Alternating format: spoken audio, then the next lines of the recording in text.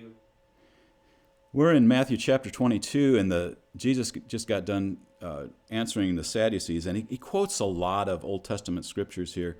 It's like I said, it's building up to the end of his earthly ministry, and a lot of things. There's been very direct. The hostility against him is building here, and the Pharisees and the Sadducees are coming in different groups, and they each got their questions for him. And it says here in verse 34 of chapter 22, but when the Pharisees heard that he had put the Sadducees to silence, they gathered themselves together, and one of them, a lawyer, asked him a question, testing him, of course. Teacher, what is the greatest commandment in the law? And he says, you shall love the Lord your God with all your heart, with all your soul, and with all your mind. This is the great and foremost commandment. The second is like it, you shall love your neighbor as yourself. On these two commandments depend all the whole law and the prophets. So Jesus sums up, basically say, love God and love people.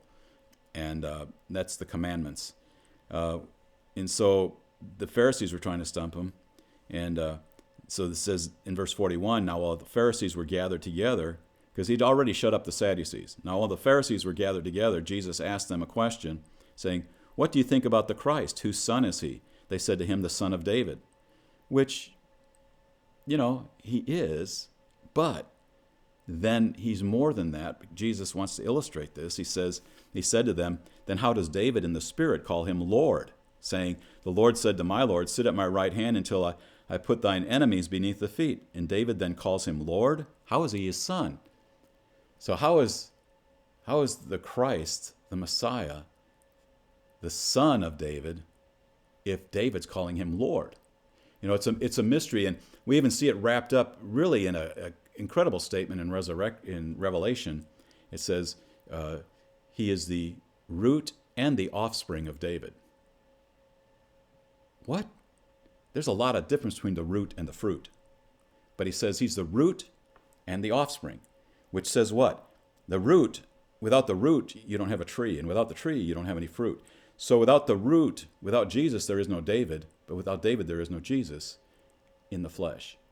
So what we see is that he's the root from Jesus. That's how David calls him Lord, because without Jesus, the root, there's no David. And the reason it's called the son of David, because according to the flesh, he's of the lineage of David. He's the root and the offspring. And you don't see many things. There's not, we don't see an apple tree and say, well, the apple is the root and the fruit. Well, no. And so there's a unique place in here, and that's how he calls him Lord. And it's interesting, then we get to verse 46 of chapter 22, and it says, and no one is able to answer him a word, nor did anyone dare from that day on to ask him another question. All of a sudden, he's just nailing it with these answers and just blowing these guys away about the resurrection, about David, the king. They're realizing these guys that, really prided themselves in knowing the scriptures, all of a sudden Jesus is just like exposing that they don't know how to answer. They don't know. He's answering their questions with questions that they don't know how to answer. And so it's really amazing. So, and that's really kind of the best way to answer a question a lot of times, especially if someone is really skeptical. He answered their question with a question. And Jesus was, of course, the master at it because he's the master. Anyway, we get to chapter 23, and he just continues to expose the hypocrisy of the Pharisees, and he's just speaking to it so directly and saying how they just want to be observed. It's all for outward appearance. And he sums it up in verse 12 of chapter 23 and says, whoever exalts himself shall be humbled, and whoever humbles himself shall be exalted.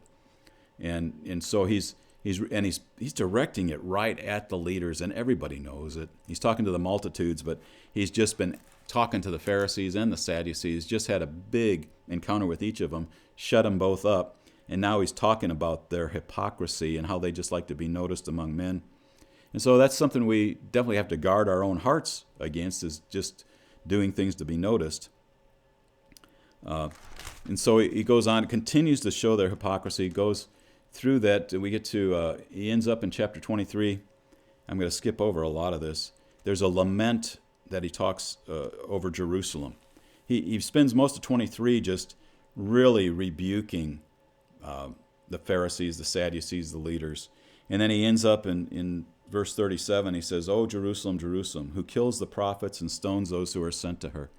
this is kind of the ultimate. He's just saying your generation basically is doing the same thing that every generation before that really had a prophet from God. They would stone him and kill him and send him away, or get rid of him. And Jesus is saying, how often I wanted to gather your children together, the way a hen gathers her chicks under her wings, and you were unwilling. Behold, your house is being left to you desolate. For I say to you, from now on you shall not see me until you say, blessed is he who comes in the name of the Lord. So there will be a restoration time when finally they will say, blessed is he who comes in the name of the Lord. But this is after a long trial, after a falling away, after actually what happens now, we're getting close to Jesus' death, is that the gospel is going to open up to all the Gentiles, and there'll be a time of the Gentiles when the Gentiles can come in. No longer is it just the Jewish people that are considered the favored ones, but now it's everyone. And so Jesus says, from now on you will not see me until you say, and he quotes this quote out of Psalm 118, blessed is he who comes in the name of the Lord. And then we get into chapter 24, and Jesus begins to talk about questions about his return. He's questioned about the temple buildings or whatever, and that they were seeing how beautiful there was. And he says, well, there's going to be a time when not one stone is left upon another until it's torn down. And they say, when's that going to be? And so he begins to talk about some things that are coming up, and then about his return. He says, you'll be hearing of wars and rumors of wars in verse 6. See that you are not frightened, for these things must take place, but that is not yet the end. So he's saying, there's going to be trials. There's going to be times. There's going to be wars, rumors of wars. And he says, make a special effort. See to it that you don't be frightened in that time. Well, you've got to make an effort that you're not frightened when you're hearing of wars and rumors of wars.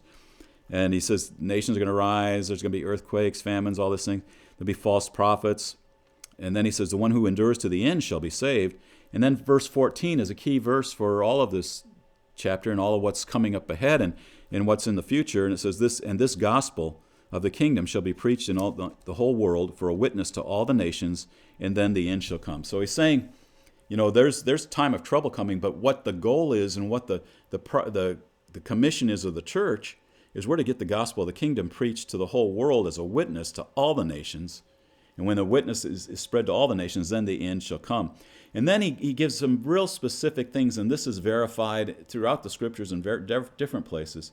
He starts out and he gives the key here now to when the time of the end is coming. He says, therefore, when you see the abomination of desolation, which was spoken of through Daniel the prophet, standing in the holy place, it says, let the reader understand.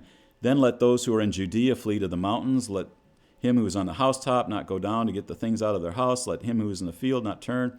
But woe to those who are with child and those who nurse babes in those days. And so he's just saying, there's coming a time when the abomination of desolation, when you see that, and you're living in Judea, it says, get out of Judea. It's time to get out of there. And the abomination of desolation is spoken, it says, spoken of by Daniel, let the reader understand. Well, a lot of people thought that this was already fulfilled when Antiochus Epiphanes came in and sacrificed a sow, a pig, on the altar in the temple. And they thought this was the abomination of desolation. And it certainly was a type of that. But here Jesus is speaking about a future event now. He's saying when you see it, when you see that happen, it says, flee Judea, get out of Jerusalem. And he goes on to talk about false Christs coming, false prophets will arise, these different things. It says, therefore they say to you, behold, he's in the wilderness, do not go there. Behold, he is in the inner rooms, do not believe them. And he says this about his return. He says, for just as the lightning comes from the east and flashes even to the west, so shall the coming of the Son of Man be. So he's saying, this is something that's going to be seen.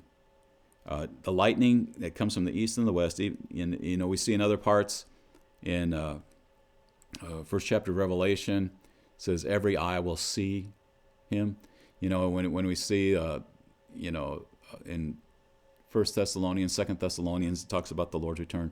There's things of, these are things that you will see. And here he says, don't let anyone tell you that the Christ is somewhere hiding here or he's out in the wilderness there or whatever. When he comes, it's going to be like the lightning.